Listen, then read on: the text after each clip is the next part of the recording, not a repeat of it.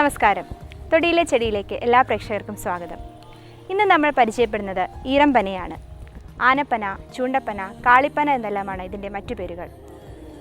പാമേസിയ കുടുംബത്തിൽപ്പെടുന്ന ഈറമ്പനയുടെ ശാസ്ത്രീയ നാമം കാരിയോട്ട യുറൻസ് എന്നാണ്. സംസ്കൃതത്തിൽ ഇതിനെ തുങ്കം, മദം, ദീർഘം എന്നെല്ലാമാണ് വിശേഷിപ്പിക്കുന്നത്. ഭാരതമാണ് ഈറമ്പനയുടെ ജന്മദേശം.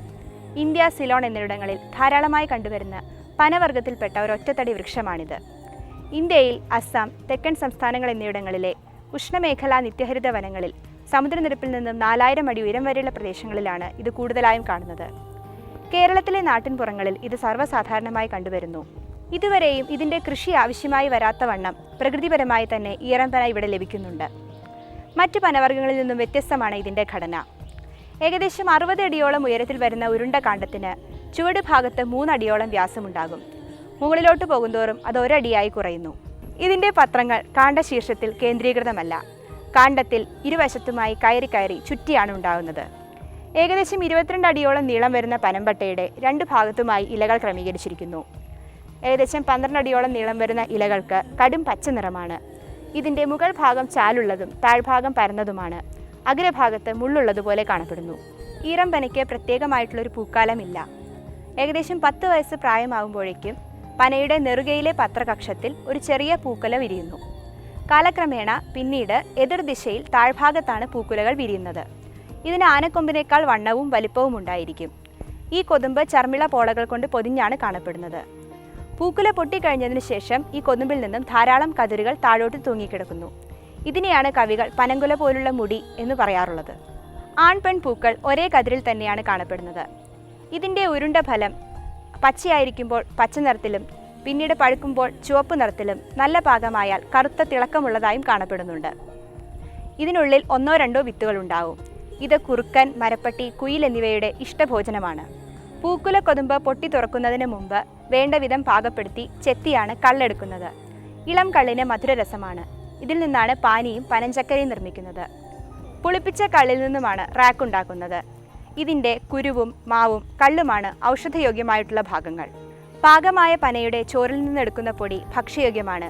അത് ശരീരത്തിന് വളരെയധികം തണുപ്പ് പ്രദാനം ചെയ്യുന്നതുമാണ്. ഈറമ്പനയുടെ ഇളം കള്ള് മധുരരസമുള്ളതും ശീതവീര്യമുള്ളതുമാണ്. എന്നാൽ മൂത്ത കള്ള് പുളിരസമുള്ളതും ശീതവീര്യമുള്ളതുമാണ്.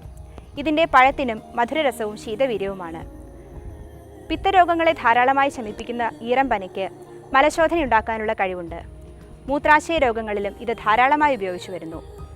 ഈറമ്പനയുടെ കൂടുതലായിട്ടുള്ള ഔഷധ ഗുണങ്ങളെപ്പറ്റി ഡോക്ടർ CM ശ്രീകൃഷ്ണൻ നമ്മളോട് വിശദീകരിക്കുന്നതാണ്.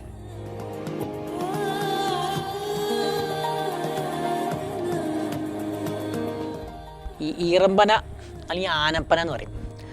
അതെന്താ വെച്ചാൽ അതിൻ്റെ ആ പനയുടെ ഉള്ളിലുണ്ടാകുന്ന ആ ചോറ് ആനയ്ക്ക് ഇഷ്ടഭോജ്യമാണ്.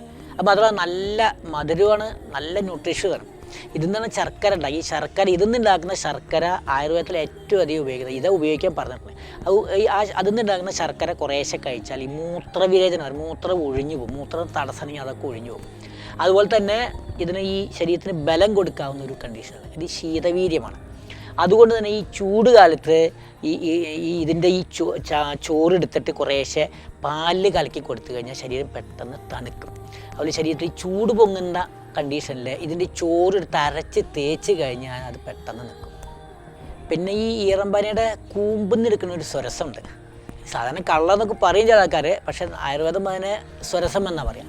ആ സ്വരസം ഈ വേനൽക്കാലത്ത് ഓരോ ഗ്ലാസ് കുടിച്ചു കഴിഞ്ഞാൽ ശരീരത്തിന് നല്ല എനർജി കിട്ടും, മൂത്രവിരേചനമാണ്. പിന്നെ ഈ തലവേദന അങ്ങനെയൊക്കെ ഉണ്ടെങ്കിൽ ഇതിൻ്റെ ഈ നീരിൻ്റെ ആ അറ്റത്തൊരു ഇതുണ്ട്, ഒരു കഷ്ണം എടുത്തിട്ട് അരച്ചിട്ടിട്ട് കഴിഞ്ഞാൽ ലേപനം ചെയ്ത് കഴിഞ്ഞാൽ അത് നപ്പ നിൽക്കും.